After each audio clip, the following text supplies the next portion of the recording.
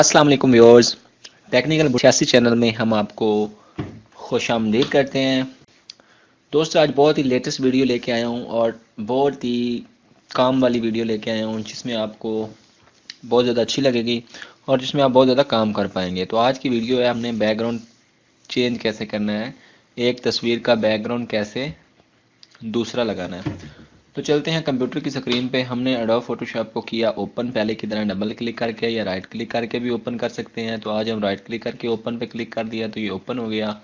यहाँ पे अब जो आपको एडोब फोटोशॉप की जो खाली एरिया होता है वहाँ पे हम डबल क्लिक करते हैं और जो हमने एक तस्वीर लेनी है उसका बैकग्राउंड चेंज करना है और जो हमने बैकग्राउंड लगाना है वो ले लेना है।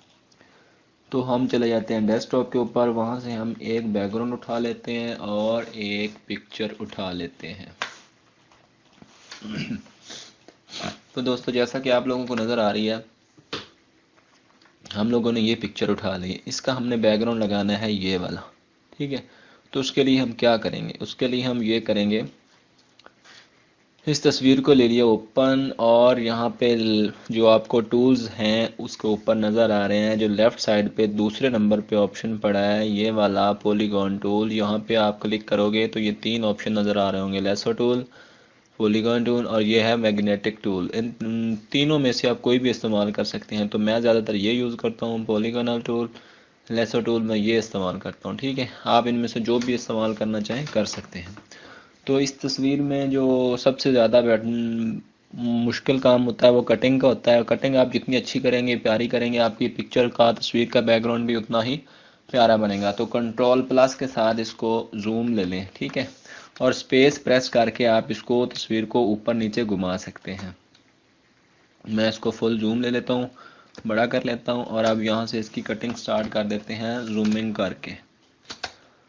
तो हमने यहाँ से कटिंग स्टार्ट कर ली। अब हम क्या कर रहे हैं, उस टूल के साथ कटिंग कर रहे हैं। तो ये जैसे जैसे कटिंग करनी है आपने, ये पूरी तस्वीर आपने कटिंग करनी है। जितनी अच्छी आपकी कटिंग होगी वो उतनी ही तस्वीर अच्छी बनेगी। तो मैं थोड़ा जल्दी से कटिंग करता हूँ क्योंकि आप लोगों का ज़्यादा टाइम वेस्ट ना हो। तो हो सकता है तस्वीर में थोड़ी सी कमी पेशी रह जाए, तो आप इसको कटिंग थोड़ा सुकून से, आराम से, रुक रुक के भी कर सकते हैं। स्पेस प्रेस करके माउस का जो लेफ्ट बटन है उसको घुमा के आप इसको आगे पीछे तस्वीर को मूव कर सकते हैं, जिस तरह मैं कर रहा हूँ इसको मूव कर सकते हैं, ठीक है। स्पेस को प्रेस किए रखना है और माउस को आपने घुमाए रखना है। माउस के साथ आपने ये करनी है कटिंग। तो कटिंग आप करते वक्त ये ख्याल रखना है कि कटिंग आपने बिल्कुल कॉर्नर पे करनी है और सही करनी है, आगे पीछे नहीं करनी। ये ऐसे। तो दोस्तों, ये कोई मुश्किल नहीं है। पहले आपको 2-3 दफ़ा कटिंग करोगे तो आपको माउस सही तरह आपसे नहीं चलेगा, तो परेशान नहीं होना। ये आप लोग जब आहिस्ता आहिस्ता करते रहोगे ना तो खुद ब खुद ही आप लोगों को ये करना आ जाएगा, ठीक है।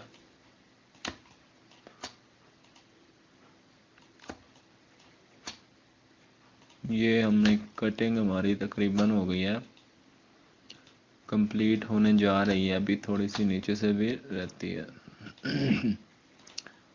तो ये हमने यहाँ से कर ली इतनी कटिंग। अब इसको कंट्रोल माइनस करके तस्वीर को छोटा कर लें। अब इसको जाके हमने जहाँ से हमने पहले कटिंग स्टार्ट की थी उससे जाके इसको मिला देना है और तस्वीर के बाहर वाले हिस्से की तरफ अब यहाँ पे जाके इसको मिला दिया। तो ये हमारी तस्वीर हो गई कट।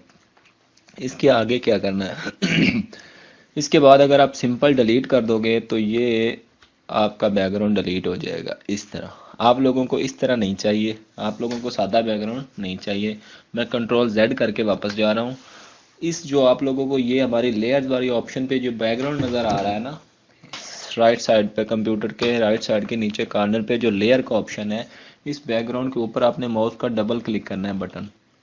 सिंपल, आपने कुछ भी नहीं लिखना। यहाँ पे नेम लिखा हुआ है, नेम लेयर 0, इसको आपने सिर्फ करना है ओके, इंटर करना है। इंटर कर दिया और अब डिलीट का बटन प्रेस करना है। अब हमारे पास बैकग्राउंड जो है वो खाली हो गया है हमारा, जिस तरह के हम लेते थे। अब हम इसके पीछे अपना जो बैकग्राउंड लगाना चाहते हैं वो इसके साथ मूव ऑप्शन के साथ, मूव टूल के साथ वो लगा देंगे। अब जैसा कि दोस्तों आप लोगों को नज़र आ रहा है कि बैकग्राउंड के साथ तस्वीर जो है वो छुप गई है। तो अब राइट साइड पे नीचे आ जाएं, लेयर वाली साइड पे कॉर्नर पे, तो इस ज़ीरो को जो लेयर है इसको पकड़ के आप ऊपर कर दें। ठीक है, इसको आपने कर दिया ऊपर। जब इसको आपने ऊपर कर दिया तो आपकी तस्वीर क्या आ जाएगी, ये ऊपर आ जाएगी उसके बैकग्राउंड के। तो अब आपने इस तस्वीर को अपनी मर्जी से जहाँ पे मर्जी एडिट करना है कर सकते हैं। बीच में से ये थोड़ा सा हमसे जल्दी में मिस्टेक से ये थोड़ी सी हमने रह गई थी, कटिंग नहीं की थी, तो इसको भी हम अब दोबारा यहाँ पे ही कटिंग कर लेते हैं। चलो बैक नहीं जाते हैं, वापस पेज पे नहीं जाते हैं, यहाँ पे हमने इसको भी थोड़ा सा कर लिया। अब हम इसको सिंपल भी डिलीट कर देंगे तो वो ये डिलीट हो जाएगी और बैकग्राउंड चेंज नहीं होगा, क्योंकि हम अभी दूसरी लेयर पे काम कर रहे हैं। तो ये देखें, ये हमने क्या किया, इसको लगा दी। अब इसके ऊपर आप लोगों को अगर ये ब्राइटनेस ही नज़र आ रही है तो आप यहाँ से जाके जो टूल, हम बर्न टूल इस्तेमाल करते थे, इसके साथ इसके थोड़े से बाल भी ब्लैक कर सकते हैं और इसकी ड्रेसिंग भी ब्लैक कर सकते हैं। आंखों को भी थोड़ा सा ब्लैक कर दें ताकि ये ओरिजिनल तस्वीर ही बन जाए।